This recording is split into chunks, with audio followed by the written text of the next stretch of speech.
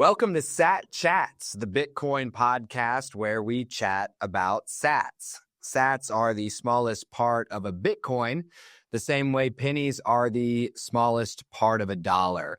We started Sat Chats to become the world's Bitcoin welcome center and gateway, your gateway to generational wealth. So if you are new to Bitcoin, we want to chat about sats with you. And if you've got a Bitcoin story, we'll take it too. Head to satchats.com to grab your seat in the studio today.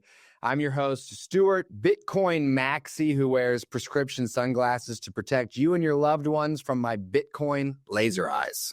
And I am your co-host, Chris, founder and CEO of Ithaca Hummus, proud Bitcoin smash buyer and multi-coiner. So smash the like and subscribe the same way Chris smash buys Bitcoin. Give us 5 stars on Spotify if you're hanging out over there. Each time you do, a new Bitcoiner gets his laser eyes. So I am bringing to you today an incredibly special guest. This is special. To moi, at least. And that is my dad. So we're going to be talking to my dad about his Bitcoin questions, right? We're going to be talking to him about Bitcoin. We're going to be answering his Bitcoin questions. But before we do, we want the satillionaires out there to get to know my dad. So, Dad, who are you? I'm the dadgum paterfamilias of this family. How old are you? 70. 70. And what did you do to make money in life? Well, mostly start businesses.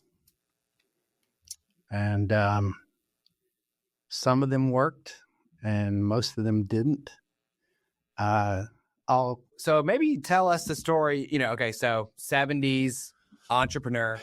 Tell us the story of the moment when you realized you wanted to become an entrepreneur. You're an accountant, the window washer is there. Oh yeah. Tell us tell us that story. I heard about doing some window cleaning when I was in college.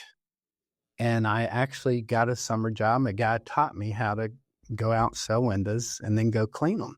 So I did that and made some good money in college. But I got my degree in accounting and hated it, just hated it. And not the accounting, I like that part, but I couldn't stand to be told what to do. I could not stand to work for somebody else. And in accounting, I sat there going, I'm counting somebody else's money. And not only that, this is money they spent last month. It's gone. What am I doing? And I had the background in window cleaning. So I thought, I'll try that. And I had a guy go out with me one day. He taught me how to sell, Kevin Mayer, good guy. So Kevin took me out one day, taught me how to sell, took me out the next day because we sold some, how to clean. Said, all right, you're in business. And from there, I developed route work, filled up a whole month's worth of work, then went into the high-rise business. We were hanging off buildings. I brought people on our highest building in Austin, 22 stories, climbing over the edge. And your mom would say, if you don't wear a safety rope, I can't stand you not wearing a safety rope. It's like, I don't need one of those. I don't need a safety rope on a 22-story. Hand into the seat. Finally, when we had 3 kids after you were born, it finally hit me. She said, what am I going to do if you're dead? Look at me. Had 2 in diapers. How can I go get a job? What will I do? What will we do if you're dead? It's like, oh, yeah, I guess you're right. So then I started putting a safety rope on and cleaning those high-rise. What was your relationship with money over those decades? And when did you first hear about Bitcoin? Okay, 2 good questions. I had a compulsive behavior with money, which led me to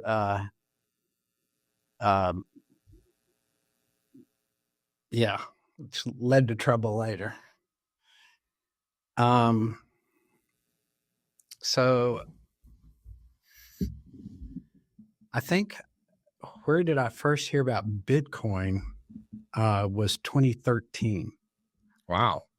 And it was interesting. I'd never heard of it before. I was reading about the Elliott Wave, trading the market Elliott Wave. I liked reading anything about the stock market. And that's when I was studying with Gary Williams. And so I read everything I could get my hands on. And I forget the guy's name, but he was like the foremost newsletter guy on Elliott Wave. Elliott Wave, and have y'all heard of Elliott? What is an Elliott Wave? Elliott Wave named after a guy named Elliott who saw this pattern in the stock market.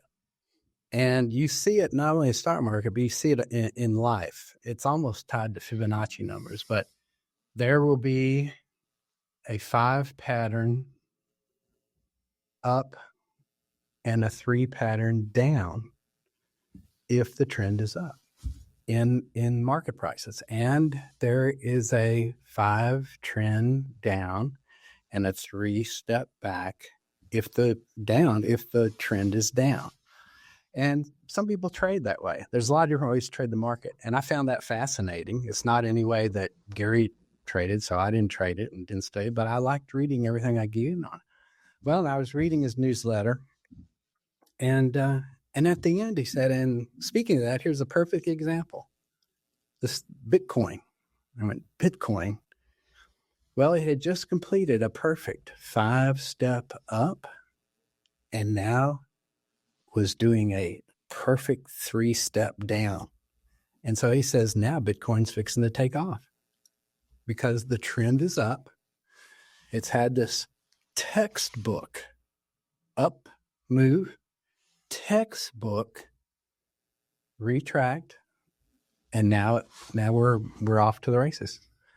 And I remember that because that's when the next year I was off to Spain, and when I got back, everybody's talking about Bitcoin. He was right about that. Wow. And if I was a Bitcoin trader, that would have been when I would have entered in, because I had the perfect timing of it, and the awareness of it. But it wasn't something I traded. And in my lifetime, I've missed a million different things to buy into. Y'all will too in your lifetime. As long as you catch one or two, you'll do good. That's crazy. I'll have to protect my ego there, because I was like, he's going to tell the world that I introduced him to Bitcoin. But you heard it back in 2013. Yeah. That's crazy. That's even before me hearing about it. And then I heard it again. Another guy read right here in town, one of the great trading coaches, Van Tharp. I read all of his books, love his books. Again, not because I was backing up what I was learning from Gary. And he said, this is between the first and the second Camino. So somewhere, I don't know, 5-6 years ago, he got into cryptocurrencies. And he says, this is something that's going to be, what was the guy that called it sundering? Yeah, sundering. Yeah. He said, I think this is going to be one of those things that happens in our lifetime that just changes the paradigm. And he says, I think we ought to start looking at this. So what I'm going to do for anybody that takes, and he sells classes, he sells coaching classes. Anytime he takes our coaching class, I'm going to take part of your money that you pay for this class, and I'm going to invest it in cryptocurrency. And we're going to do it just the way we by our rules of trading stock market. We're going to trade it the same way with our stop losses, adding to our positions when it calls for it, and taking them away when it, just completely by the book. And you will get that. That will be your money if we do it right. And if we do it wrong, you still get the class. You're not losing anything. Okay. So that was very interesting. That was my next time I heard about it, was that Van was really getting into it. So when I would read his stuff, it would be interesting to see where they were going with that, which I didn't do because that's not something that I knew or traded. So now you're reading the Bitcoin Standard. I am, because I gave it to you. Yeah. So now we're current in time. I'm reading the Bitcoin Standard, and I have absolutely, totally dug the part I'm on, which is about money. Totally, just such a great, everybody ought to read that first section. Yeah. Whether they care for Bitcoin or not. What a introduction. And it just goes to show something that I've said, when I say I've said it, a couple of times I've spoken, that money doesn't come from the mind of God. Money comes from the mind of man. There's nowhere biblically, scripturally, that God, on the seventh day after he rested, he said, okay, now I'm going to invent money. There's just nothing. He talks about how to deal with money, but it never came from the mind of God. He doesn't care about it. Money came from the mind of man. And so the concept of could Bitcoin be money is completely legit because that came from the mind of man. That book you gave me from Carolina about how America could have been Hispanic, and with the first settlers being Spanish and coming up from Mexico and all. Anyway, the cool part in that book that I remember, besides that we could be speaking Spanish right now, is those Indians up in New England, up towards you in Ithaca. How when the settlers first, not settlers, but the Pilgrims came over, and the first, I guess Americans came over, the Indian tribes up there would get these shells, beautiful purplish shells, and they would chip the shell into a circle so that you had this beautiful, the inside part is just purple. And then they'd chip a hole in it right in the middle, like a wheel. And they would stack these things up on a stick, and they would call them wampum. And my dad used to say that. That's a lot of wampum for that car or something. And it was such a standard for money that even the English settlers would use them to buy and sell things. In fact, we have recorded in deeds, how much wampum was paid for this property. So again, mind of man. When Lewis and Clark went up to find the Northwest Passage, they were finding shells into North Dakota, Montana, way, way inland, that came from the West Coast, from Oregon, that had been, traded for furs and stuff, and had made its way inland. Even back then, 1805, I think is when they went, 1806. And when, we don't have superhighways, and Indian tribes aren't, mixed, but they would pass on from one to another. That's the mind of man. They came up with that. The Indians did. So there could be some real legitimacy to Bitcoin because man figured it out and invented it. Mm-hmm. That's really interesting, by the way, because a lot of people have this idea that the money we use today is like not made by men. And they'll say, some guy just made Bitcoin. It's like, yeah, some guy did just make Bitcoin. The same way some guy made paper money as well, I mean, I guess to an extent, gold is like a real thing, but shells are also a real thing, and everybody's just choosing to use that money because it has good money properties. But in the back of my head, I guess I've had this area where that's like, yeah, well, I guess some guy just made it, he made it all up. It's like, well, we've made up other monies too, haven't we? I think the other part that people have a hard time with is this concept of Satoshi, whether Satoshi is a singular human or a group of people, and why on earth would a entity that is Satoshi just do a good thing for humanity? Like people get like, what? Like he didn't just like do that for himself and like everybody else got a piece of it. Well, just like Miles outlined yesterday, like isn't that where the internet came from? You know, like wasn't that a group of like kind of coders and then the subculture of people that came together and they saw the future and they built it. And now we all get to benefit from that. Same thing with Bitcoin. I thought Al Gore invented that internet. Maybe he did. Oh boy. But we don't know about Satoshi. There has to be some self-interest as well. We all have some self-interest. So, it doesn't matter if it's one guy or if it was 10 guys or 1,000 guys. They all thought it. It came from their brain. Mm-hmm. It makes the money legit. And isn't it more of a group conscience thing? What we accept as money. It's a worldwide or countrywide group conscience. Yeah. We all agree in our brains, this is money. And that's what makes it money, because we think it is.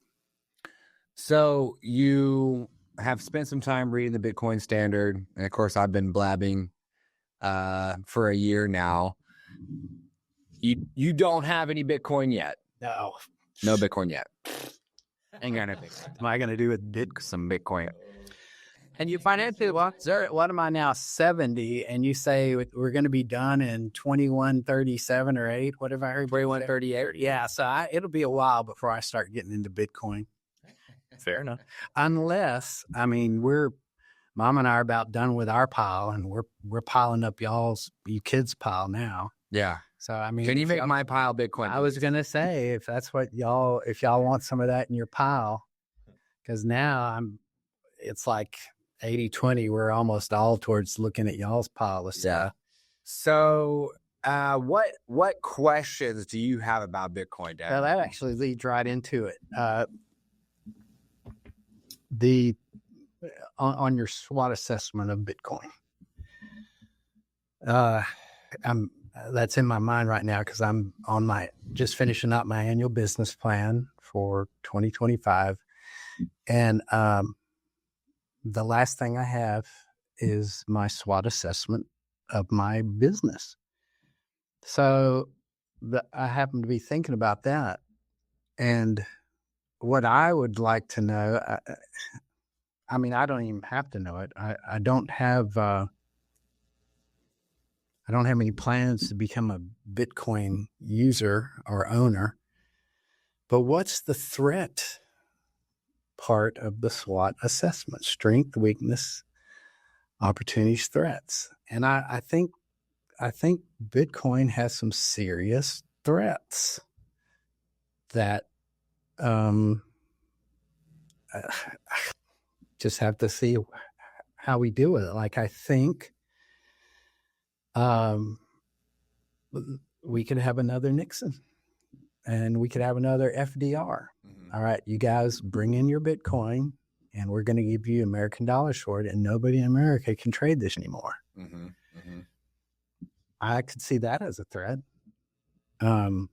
So let's focus on that for a second. 6102 is basically what you're saying. 6102? Right. The order that Roosevelt gave was number 6102. Oh, okay. And it said it's now illegal to self-custody gold bullion or what have you.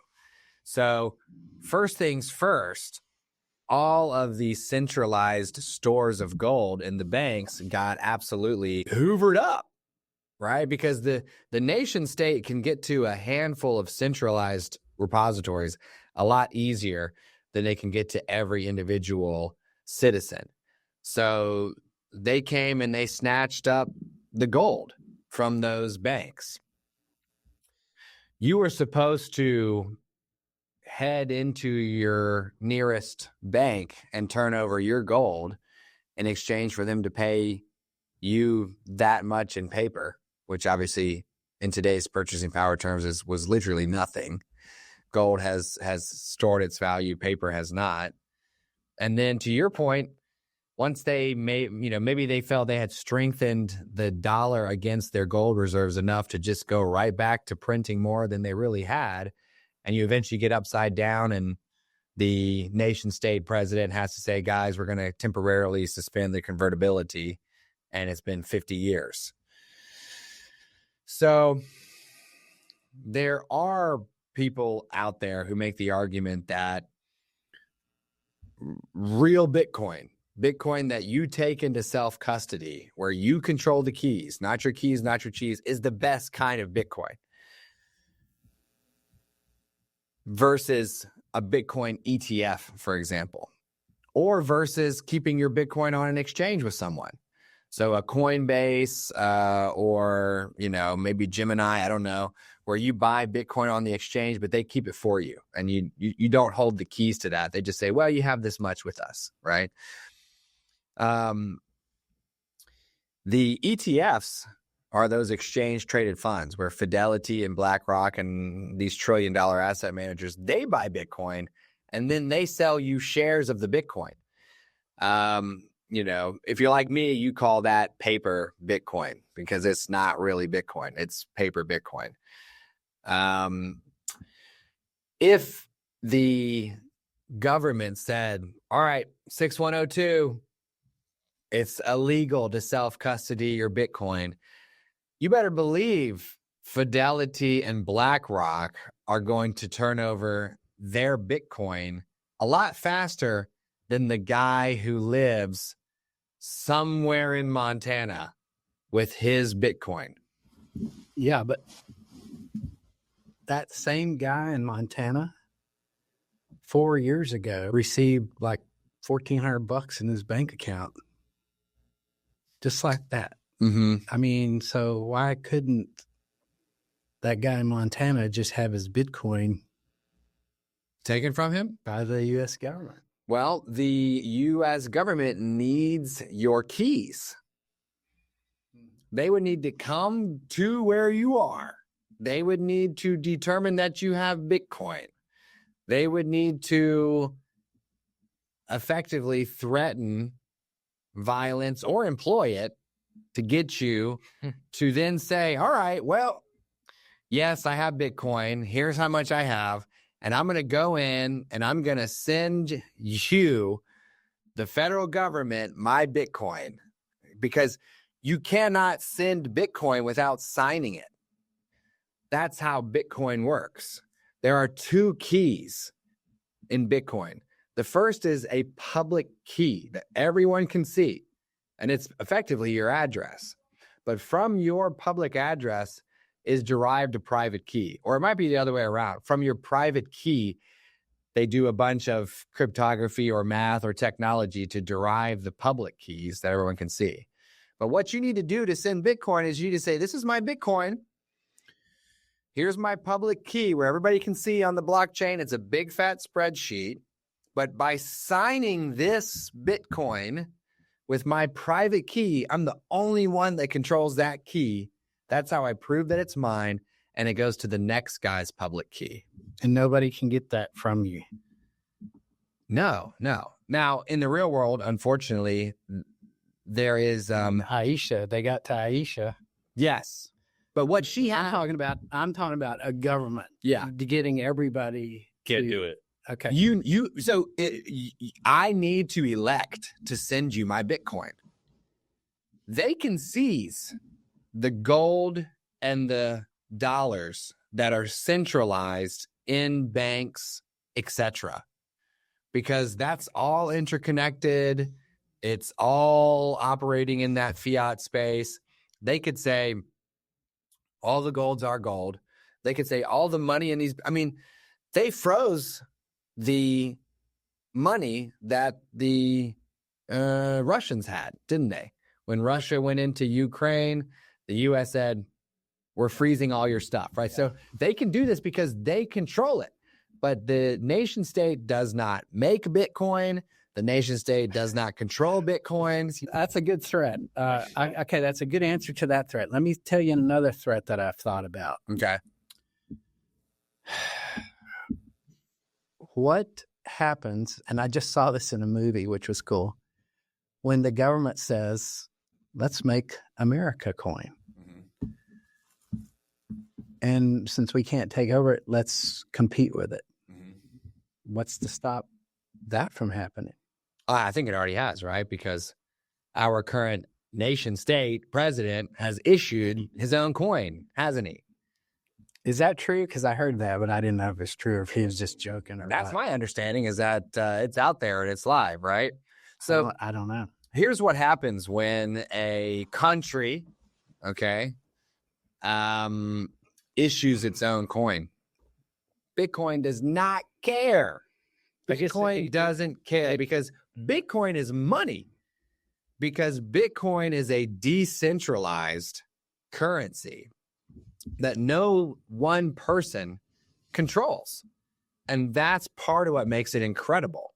Because when the powers that be try to show up and say, well, which one of you fools is Spartacus? We're all Spartacus. And just try to find all of us around the world. I absolutely challenge you. Obviously, I'm right here saying I am one, so they're going to come get me. But And could they say, okay, we're only using America coin. We're not using Bitcoin anymore. Could that be a threat? yeah, so let's say, well, they only are using America coin. It's called the US dollar. No, but the idea is we're starting to use Bitcoin. Uh-huh. So if there was America coin and America said, we only allow America coin and you can't use Bitcoin, do you think that someone who works and earns America coin, do you think you can stop all 300 million plus Americans from deciding to swap their America coin for Bitcoin at some point? Somebody in the world will sell their America coin for Bitcoin. They would probably go to the Ithaca hummus factory and say, if you take Bitcoin, we're taxing you twice what we tax you for taking dollars. I mean, that could be. These are just questions I have about what's the threats. What are the threats? I mean, I think central bank digital currencies are that's a thing. That's a thing that's we already have that. I mean, money is just numbers now. Yeah, we know that. So yeah, but taking what we have now a step further and naming it and making it a thing that is the digital dollar, let's just say, that people use and transact with, and it's a downgrade from Bitcoin. It's like Bitcoin, sort of. It has some of the properties of Bitcoin. Can we trust that it's going to have a fixed amount, a fixed supply at some point? Probably not. It'll depend on. Probably not. It'll be another inflationary currency. I can't imagine a government doing what Bitcoin has done, put a limit on it. So it'll just be a downgrade. And for it to have the global impact that Bitcoin does, you're going to have every nation around the country or around the world come together and say, like, okay, this is now the thing. Yeah. I just don't see that happening. It's hard to see. And I guess what we will have is that, like, when we were first getting started over here, we had money from England, we had money from France, Spain, whatever, and different currencies were exchanged for goods and services. So I guess you could have American money and Bitcoin being changed almost like it is now.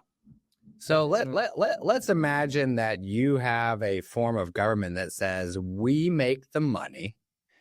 You must use the money. It's designed to get worse over time, and there's nothing you can do about it.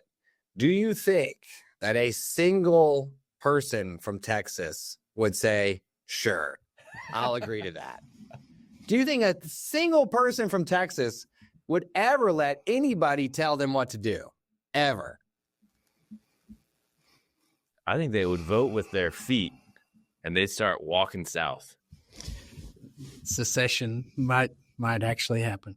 I mean, you're over here using money that is, you said it yourself, you don't like working for anyone.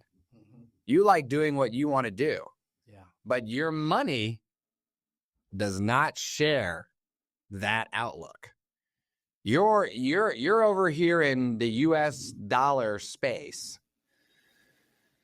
And I do use the term nation state because America is a nation state. And it is super important for people to realize that the nation state is only one style of government, and it's not even the dominant form over the course of history. But everyone thinks that it is because no one knows anything else. And so since nobody questions the nation state, nobody questions the nation state's currency, all right? Because we all use America bucks right now.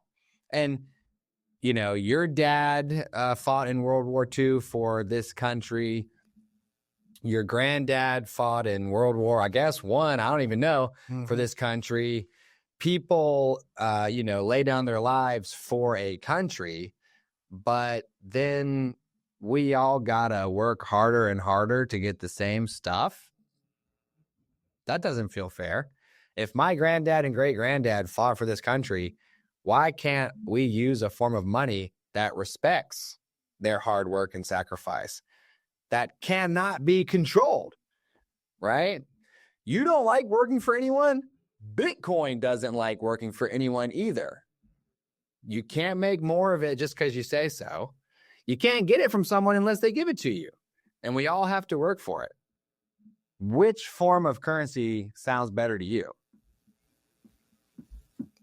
Well, yeah, obviously. America bucks or freedom bucks? And I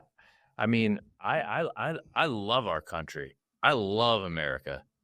I am a living, walking, American dream, walking around. Started with nothing from absolute obscurity to success. And I don't believe there's anywhere in the world where I could replicate that. There's not. America is the place to do that. The problem is that this broken system that we have here, where you've got the people on top, the big industry, the central banks that just manipulate everything. It has gotten out of control. We're in $35 trillion in debt. We print $100 trillion every 100 days. We print $1 trillion every 100 days. It doesn't feel like the same America.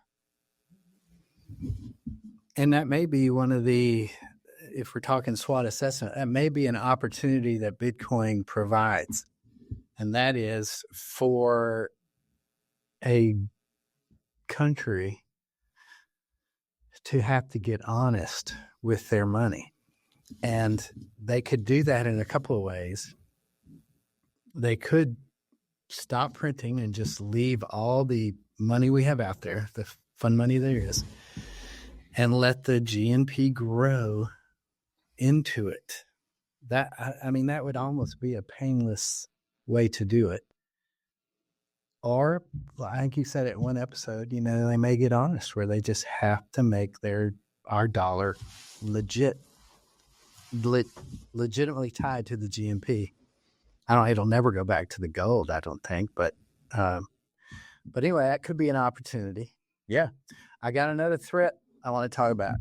This age you start thinking about protections and not taking all these risks. What happens if, like today, my computer blows up? Brand new computer craps out on me today. Can't get a thing done. So where are we? If every single computer on Earth spontaneously combusts and all the infrastructure related to the internet fully disintegrates and all the Starlink satellites up there in space that are beaming the internet back to, if absolutely every single pathway to the internet gets wrecked all at once, not a soul is going to care about Bitcoin or what happened to Bitcoin, because we are in serious trouble. The whole world is in an existential crisis, and we're not going to care about Bitcoin. We're not going to care about paper money. We ain't even going to be worrying about wampums. We're going to be hungry, and we're going to be ready to fight one another to stay alive. So when someone comes on this show and says, well, what happens if the entire internet gets wrecked? The answer is we all get wrecked. So my choice is to focus on a hopeful future where we get better and better and more stable, and we don't go into doomsday prepper zombie apocalypse mode. As opposed to the equal opportunity wreckage. Yeah. For all. Yeah. I mean, if that's just annihilation, right? And we would go through quite an adjustment period to break up into smaller communities and start to grow food and help one another. And, you know, you're probably just bartering services or saying, hey guys, I'll go tend the farm while you protect the city, and they'll go hunt, and you'll exchange goods and services directly. And you might eventually start building up a money system again, which would be based on maybe gold. But let's say it's a nuclear apocalypse and all the gold gets irradiated, Goldfinger style. Might not be gold either, because it could be deathly to trade that. So it could be wampum, right? It could be glass beads, whatever's hard to make and there isn't a lot of. If your individual computer craps out, nothing happens, because your Bitcoin, and in this scenario, what I mean is, let's imagine you have a wallet on your laptop where you store the keys to your Bitcoin. If that laptop goes under, nothing happens because your Bitcoin is on the blockchain. It's like a big wall of post office boxes or a Chinese apothecary, just all the drawers. And you are able to prove ownership over your Bitcoin by having the key that opens that box. If you can open that box, that's your Bitcoin. And so long as you are willing to put the same level of effort into your self-custody of Bitcoin that you do maintaining your username and password to your bank account, then you will be able to restore your wallet on that laptop when it is done being on the fritz, or on another laptop, or on your smartphone. It doesn't matter. You just go open up a new wallet. It says, do you want a new wallet? Do you want to restore from your seed phrase? I want to restore from my seed phrase.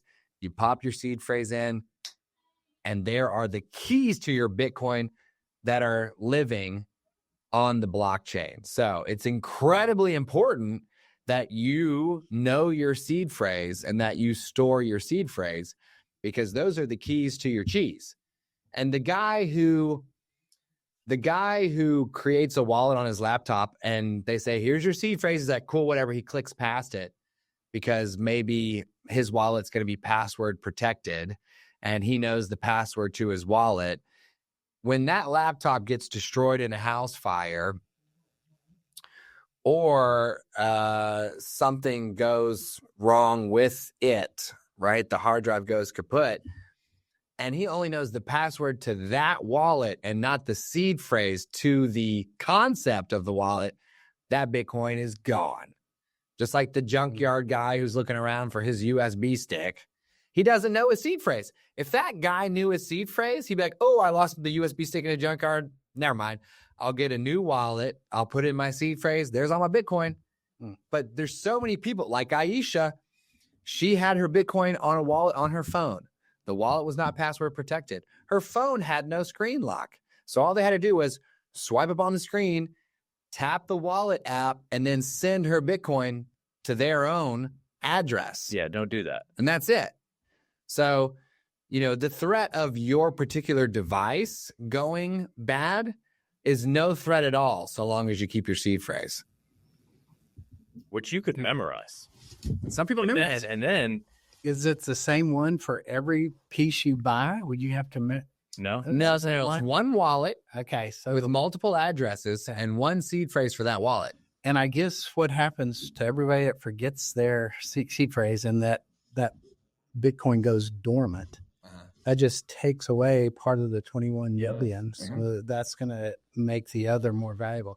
That guy that lost his passcode some years ago and now he's got zillions of dollars lost. He's just contributed to everybody else's value of Bitcoin. Yeah.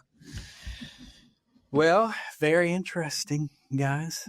Yeah. So let's recap the conversation. That it's my dad. He's the dadgum paterfamilias. That's what we heard.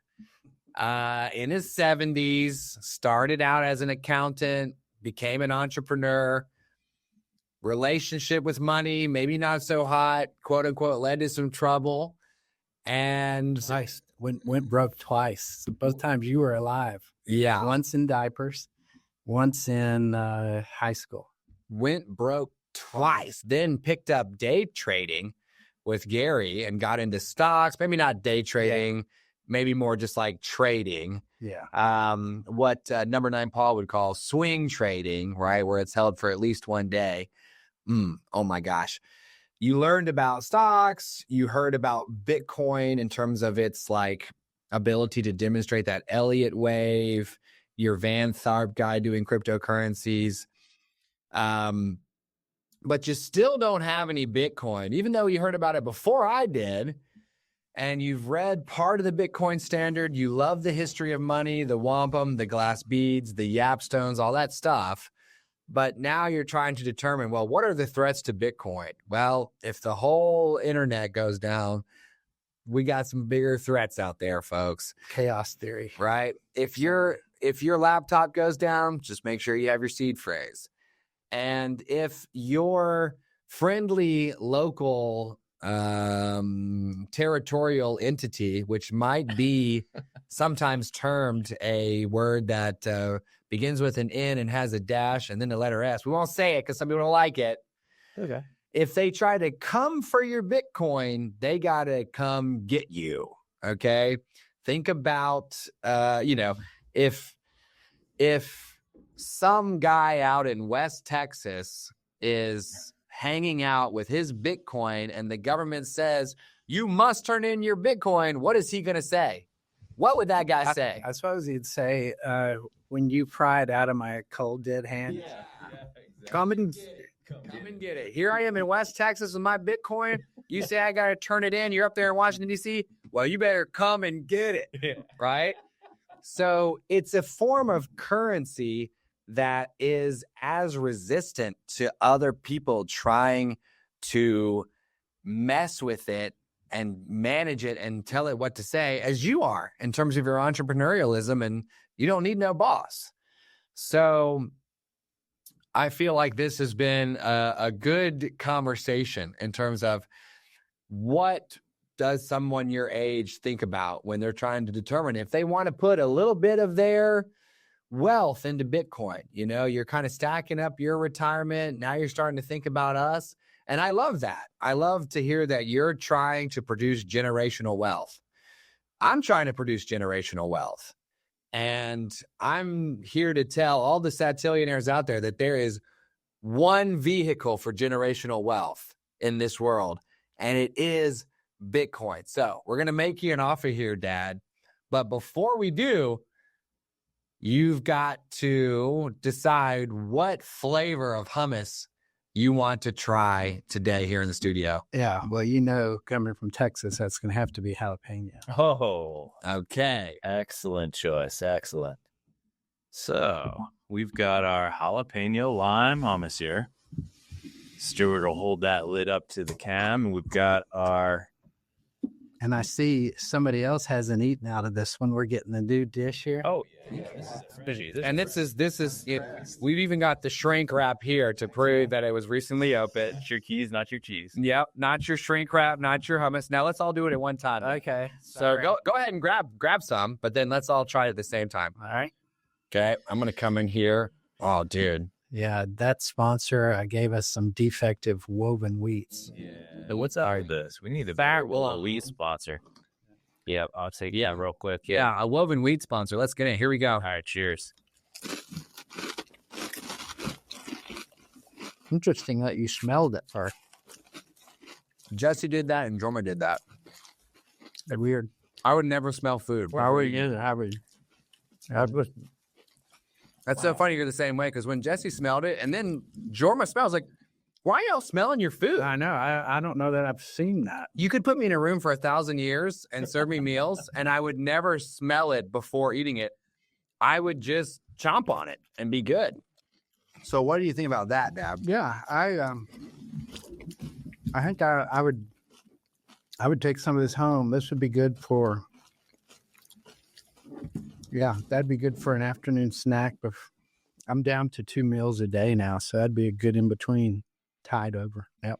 Well, glad you like that, Dad. So let's make Dad his offer then. Yeah. So Monty, we believe in as Bitcoiners, value for value. We like to offer our guests a small token of our appreciation for giving us their time coming on the show. And we do that through a choice. Wow, look at the price of Bitcoin right now. I'll leave you hanging on that. But first option, 50 Oh, you got a bill. USD. Okay. And this is So much nicer than the 20s and 10s. It was difficult to find this. How you couldn't find a Grant? I don't know. and that's got and show that one more time because that's got Ulysses S. Grant on it, and that's My second favorite president. Dad's second. Number one. Oh wait, let me try to guess. Dad's so if Ulysses S. Grant is Dad's second favorite president, let me give 3 guesses. First is going to be Abraham Lincoln. Yeah. Dad crushed it. And Abraham Lincoln, I'll start crying if I talk about him. So Ulysses S. Grant, this is Dad's number 3. So it's a pretty good president that he likes. $50. Yeah.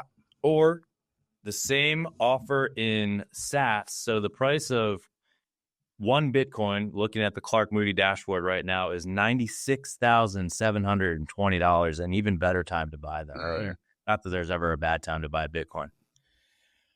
Translates to 1,034 sats per dollar. Love that. You know how we do it on the show. We go 1,034 times $50. That gives you 51,700 sats. Ooh. So or $50 shiny.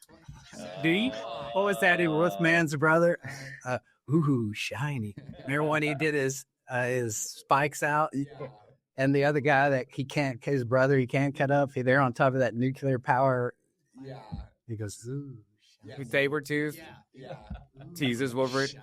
So you have $50 that will likely buy you $20 worth of stuff later, or 51,700 sats that will likely buy you more than $50 worth of stuff later. This guy's going to be number 2, dude. I'll let you weigh in on this because I'd take the $50. And I'll tell you why. The 2 things that I invest in not only grow in equity, but they give me money every month. With a Bitcoin, no dividend. it grows in money, but it's not giving me anything. I can't go, buy any groceries with it. However, having said that, we're kind of at the end of needing to fill up our pile. Mm-hmm. I'll let you speak for the 3 kids and help me choose here if you want to. And this can go into y'all's pile. So really, really interesting choice here, okay? Because on the one hand, I want you to choose what feels right to you.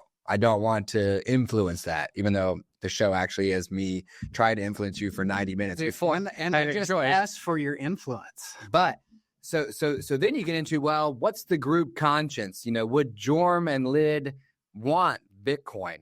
And I think at this point, Jorm would want Bitcoin because he picked the Bitcoin. He does buy Bitcoin now. He's got a note. He's doing the whole thing. Lyd doesn't know nothing about Bitcoin. And John's over there. He's part of the XRP army, bless his soul. What's XRP? It's a cryptocurrency that is absolute. It's just a coin. It's nothing. Do a pump and dump. It's so bad that it's hilarious how bad it is. So then there's another layer beyond that, which is, one of my role models in life is Aragorn, son of Arathorn. Lord of the Rings. I was going to say, is that Lord of the Rings? Mm-hmm. Okay.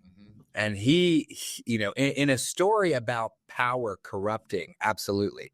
Everyone who gets power gets corrupted. Aragorn is one of the few who cannot be corrupted. You're talking about George Washington right there. There you go.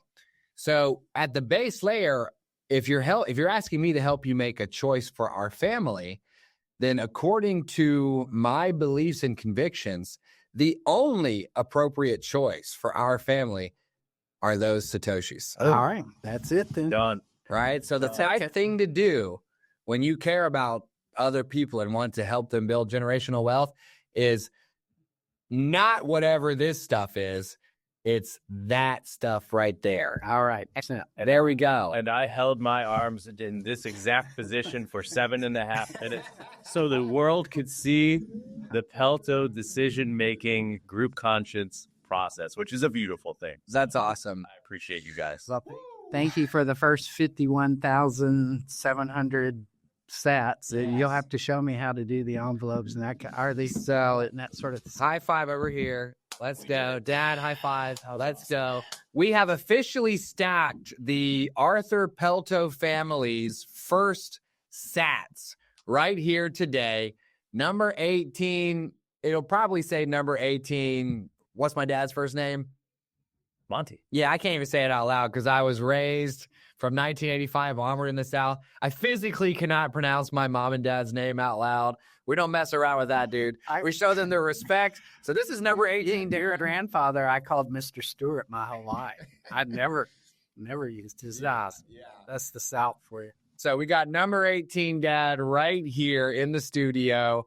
I thought that was a really interesting conversation. I'm so glad I was able to help my dad pick the right money because as Safety says, you cannot protect yourself from the consequences of other people holding money that is harder than yours. So like and subscribe if you've made it this far. Smash that button the same way Chris smash buys Bitcoin. Help us get to 999 plus one subscribers so we can unlock a live show Friday mornings at 10 a.m. Eastern for you all. My dad will jump into the chat if he can get his laptop to work, and he'll be talking about the threats to Bitcoin. He'll be talking about the various presidents and what they did. Number 9, Paul's going to be in there talking to my dad that he should have taken the cash. It's going to be great. But Miles is going to be in there, too, from his compound in Mexico, and we're going to hear what Miles has to say. And, of course, all you Satillionaires out there in our Sat Pack will be able to jump on and chat about Sats live with us. And I really cannot wait for that. And everybody should go out and get some woven wheats and Ithaca hummus and enjoy along with us while we're in that live chat. Ooh, I like that. It's just up. The jalapeno is great. Okay, so I think that's it for us. We will finish up by reminding everyone that Sat Chats is for educational purposes only and should not be construed as financial advice. And also, our guests' views are their own. See you on the next one.